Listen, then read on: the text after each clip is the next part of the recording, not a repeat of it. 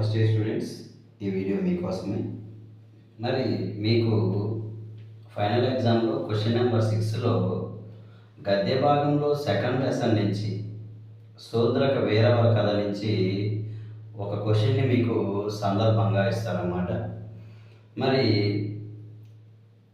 ఈ శూద్రక వీర కథలో ఉన్నటువంటి సందర్భాలు ఏంటి, వాటి మీనింగ్ ఏంటి, వాటిని షార్ట్ కట్ ఏమైనా రాసుకోవచ్చా అనేటువంటి విషయాన్ని ఈ వీడియోలో మీకు తెలియజేస్తాను.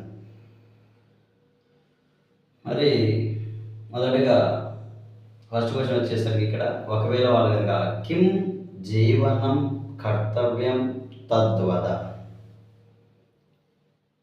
కిం జీవనం కర్తవ్యం తద్వద, నీవు జీవించుటకు ఏం కావాలో చెప్పు అని చెప్పేసి శూద్రకుడు వీరవరుణ్ణి అడిగినటువంటి సందర్భంలో ఉంది ఇది. మరి ఇది వచ్చేసరికి కవి పరిచయం ఏం రాయాలంటే ఇదం వాక్యం, ఈ వాక్యము శూద్రక వీరవర కథ ఇది పాఠాత్, శూద్రక వీరవర కథ అనేటువంటి పాఠము నుండి స్వీకరించబడినది. కవి జంబాల దత్త, కవి జంబాల దత్తుడు. గ్రంథ వేతాల పంచవింశతి, గ్రంథము వేతాల పంచవింశతి. ఇంకా సందర్భం వచ్చేసరికి శూద్రక వీరవరం ప్రతి ఏవం అవదత్ అని రాయాలి. శూద్రకుడు వీరవరునితో ఈ విధముగా అనెను. మరి భావం ఏం రాయాలి? భవతాం జీవనం కృతే కిం ఆవశ్యకం, నీవు జీవించుటకు ఏమి అవసరము అనేది మనం ఇక్కడ భావంలో రాయాలి. ఒకవేళ మనకి ఈ క్వశ్చన్ ఇచ్చినట్లయితే తాం నిశ్చిత్య మాం జ్ఞాపయ,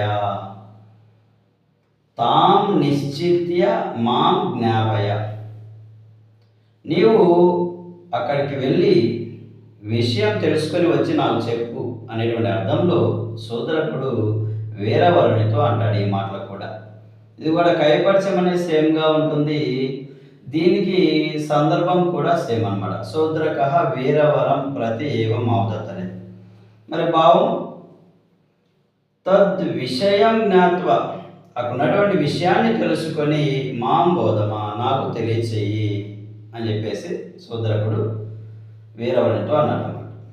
ఇక మూడవది వచ్చేసరికి వీరవరు సపరివారం జీవతు, వీరవరు సపరివారం జీవతు, వీరవరుడు కుటుంబం అంతా కూడా జీవించాలి అని చెప్పేసి శూద్రక మహారాజు కాత్యాయని దేవిని అడిగినటువంటి సందర్భం చూద్దాం. ఇక్కడ కైపరిచయం సేమ్ అన్నమాట. సందర్భం వచ్చేసరికి చూడండి, ఇక్కడ శూద్రక కాత్యాయని ప్రతి ఏవం అవదత్. ఇది శూద్రకుడు కాత్యాయని దేవితో ఈ విధంగా అన్నాడన్నమాట. ఏమని?